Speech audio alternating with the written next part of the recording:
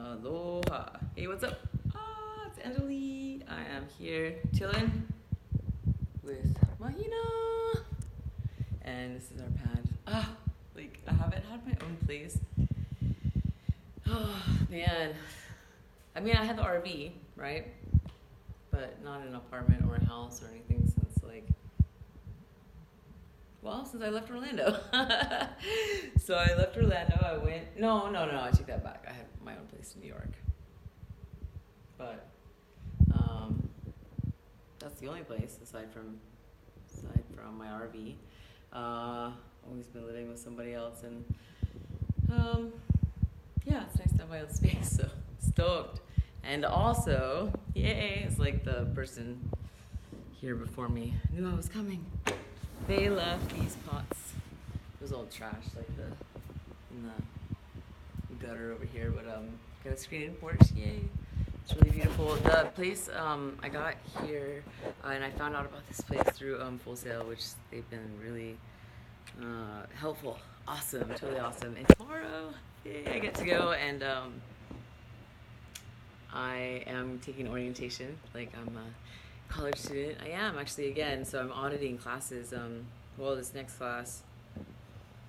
Yeah, so I'm just basically going back and auditing classes, which Full Sail is expensive, but it was worth it because obviously I've gotten to do what I wanted to do in my career and had some really amazing life experiences. So the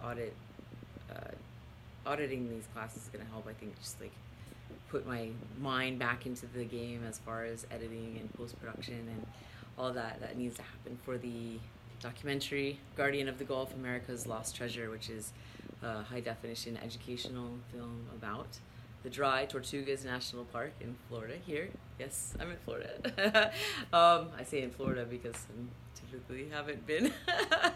So the Dry Tortugas is located 70 miles west of Key West, and just right above Cuba. So it's a national park that is also a marine sanctuary, and the national monument, Fort Jefferson, is there, which is composed of 16 million bricks. It is a fortress that was, a lot of people think it's a Spanish fort, but actually, no. It was built after the War of 1812 as an installation to protect the waterway and also our coastline. So the film, it talks about a lot of American history, but also world history.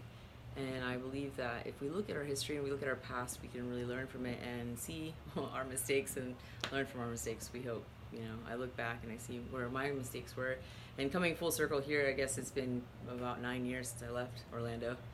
And it's so good to be back because now I realize how much I've grown and all this that I've done. And I'm like, wow, I did a lot of stuff. And it's good to be back. I love the community here, and I love the school. I'm just so stoked to see it tomorrow. I saw the soundstage, or not soundstage, but the back lot. I'm like, oh, it's like the outside soundstage. The back lot was just being built when I was first here, so yeah, it's all grown, and I've grown, and I'm really excited to see my friends and my peers, and also, yeah, just stoked to be here. So I got some things growing here. I got lettuce. I got my YOLO peppers. I don't know if it's actually YOLO pepper. I said it on the actual tag. It said YOLO peppers, so I don't know if it's You Only Live Once pepper or if that's actually a name of a pepper, but we'll see. Tasty, I'm sure. And I also have arugula.